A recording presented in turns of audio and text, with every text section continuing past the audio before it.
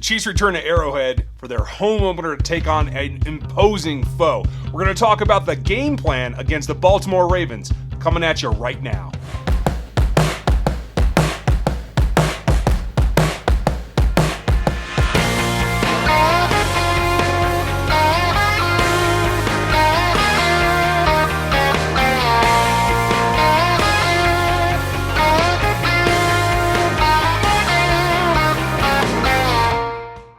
Welcome back, folks. I'm Ryan. This is me going rogue on the NFL and particularly the Kansas City Chiefs. Big matchup this weekend against a really hot team. And if you missed what we talked about on the Locked On Chiefs podcast for Friday, we went into a lot of detail. As of this recording, Jalen Ramsey has not played the game for the Jacksonville Jaguars yet. Supposedly he's going to. A lot of rumor on both sides about what the Kansas City Chiefs are thinking. Some reported interest, some reported lukewarm, kind of feeling it out, not really interested, not willing to give up the cost that it's going to be. At least a purported first-round pick plus. Don't know exactly how far that's going to go. You could even see somebody give 2 picks in the first round for a guy like Jalen Ramsey. Clearly a very good player. I don't know if he's still the best player at his position in the NFL, like he likes to say, but we've gone over how I think he might fit and he might not, and some of the drawbacks of how he's played and how he's actually been performing in Jacksonville. If he does land with this Chiefs team, it gives them an ace corner amongst a group that has been slowly improving but isn't elite by any means in this league. So that would be a plus. But like I said on Twitter the other night, it does put a little bit of emphasis on the leadership, especially on the defense, being able to bring him in and make him a team guy, make him fit into what's going on in Kansas City, and that falls on Tyrann Matheiu and Frank Clark. If it does happen, that's what's going to have to be dealt with, and we will get to that if it does come true. They're talking about possibly moving this weekend. We will find out. So my keys for the game plan for the Kansas City Chiefs against the Baltimore Ravens, luckily it is at home. The Ravens have been on a tear. They've been playing very well, particularly on their offense. We'll get to that in a second. But we have to remember, they have some good players on defense as well. And one of the keys is going to be being able to keep Pat Mahomes protected from them. Matheiu had a great game against the Chiefs last season. He is still there. Pernell McPhee's out there as well. You're talking about a situation in which you're not starting Eric Fisher. Cam Irving's going to be out there. Had a rough start last week, but he did improve. He did settle in, and I think that will be something that we can continue on. Now, he did give up some plays last season as well, so you can't expect it to be perfection out there, especially when you're filling in. But I do feel like what we saw, some of the sprint out rolls that they were able to do to get Mahomes out of the pocket and away from some of the blatant pressure, should be able to help them as well. Now, Pat's a week farther along, still not healed on the ankle, but still not really giving anything up. So hopefully it's a small progression that improves for him. And we saw him be able to throw and do what he does without having the benefit of a solid pocket and a lot of time to really lean in and put pressure on his lower body to drive the ball. So I think when opportunities are available, he'll still be able to move it without too much of a problem. It's going to be very specific about keeping him from getting hit and getting taken to the ground and protecting that foot. Now, in order to do that, I certainly hope that they run the ball more often, and they have to do it with more effect. Both Damian Williams and LeSean McCoy are a little bit banged up. As practice went on, did see a little bit of movement out of LeSean McCoy, but not enough that makes me feel like either back's going to play a big role. Maybe you could get a couple of snaps out of LeSean. Doesn't sound like Damian's in a situation to go at all, which was the reverse from what we thought Monday.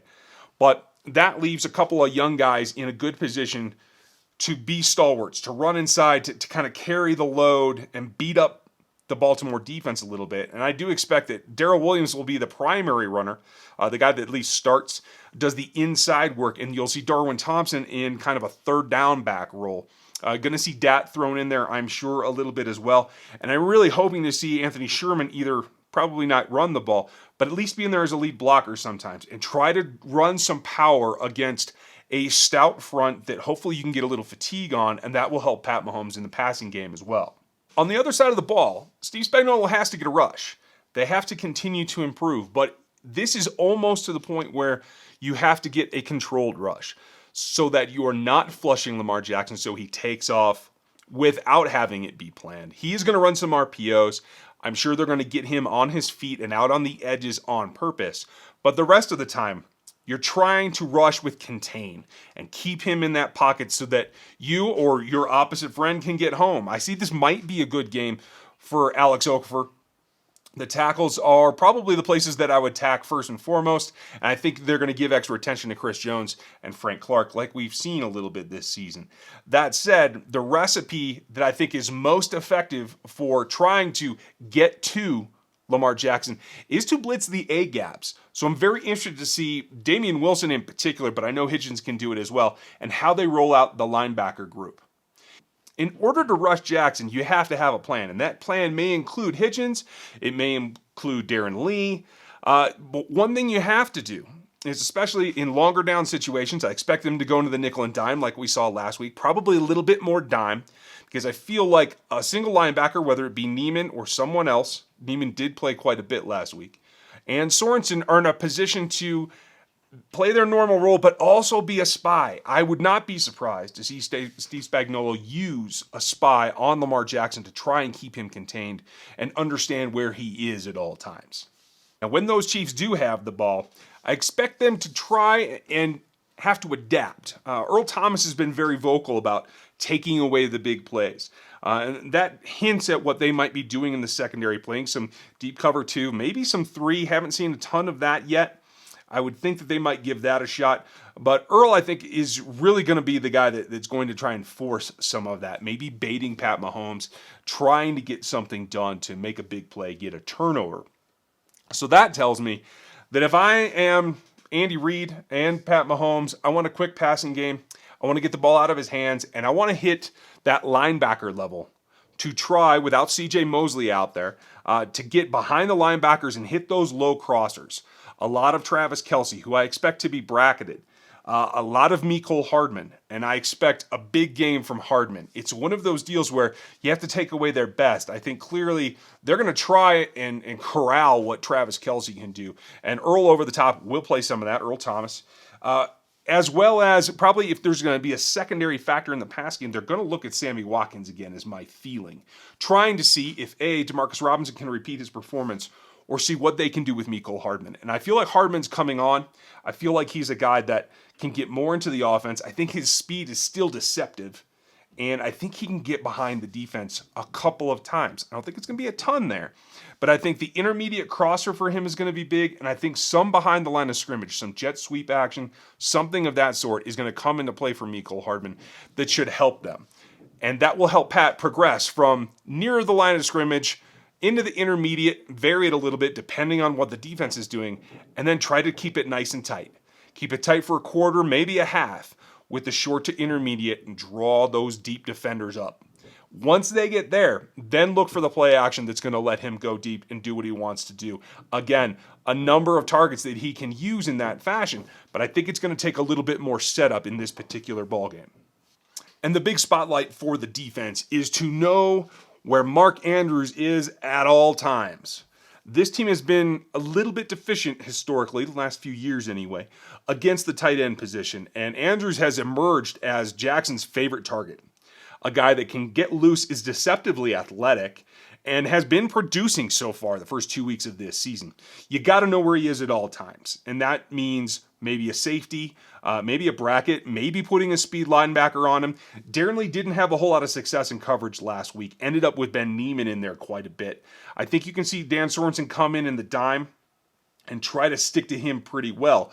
But much like last week, and if you missed the film room, go back and check that one out, because it shows Juan Thornhill's emphasis on the tight ends and the slots and how they kind of stacked that defense a little bit. That may have given a little bit away, but I expect Juan Thornhill to be a guy that can get after that tight end position.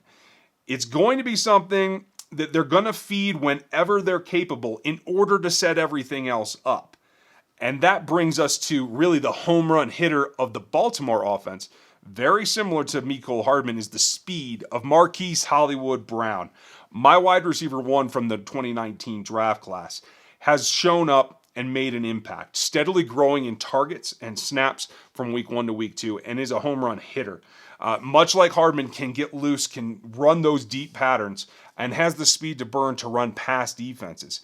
They're going to have to keep an eye on that as well. And that, I think, definitely may preclude them to running more cover two and keeping two safeties back there so they can align a little bit better and understand where he is as the secondary receiver at all times. I'll take my chances with Willie Snead. I'll take my chances with Justice Hill in the run game, although I do like him as a back, so I think that's a big plus. But keeping an eye on Andrews and Brown is what's got to be the focus for this defense. I think they will do that, and if they die a little bit by the run, I think Steve Spagnuolo's going to be okay with that. So that's where I'm at. Let me know where you're at. Leave your comment below. Tell me what you're looking for or a player matchup you're particularly interested in. I'm going to go through and run my notes as best I can. I will be away for the weekend with the wife, so you'll get a little bit of tweeting, but not a normal stream like on game day. And I'll be back post-game from an undisclosed location that I have no idea where it is yet. For a little bit of post-game live. We'll do the podcast that night, and everything will get back to normal next week. So I'm looking very much forward to this game. It's a chance for the Chiefs to make a statement against what is probably the hottest team in the NFL. And I think it can really go a long way towards building the whole team camaraderie and confidence after having gone after somebody like that. Arrowhead's going to make a big difference. You're going to make a big difference. So get out there, be loud. Leave your comments below. If you're not subbed, hit the sub and the notification bell so you know when something goes up. Like this video with a thumbs up if you dig it. I hope that you guys enjoy the game. Check these videos out, and I'll check you next time.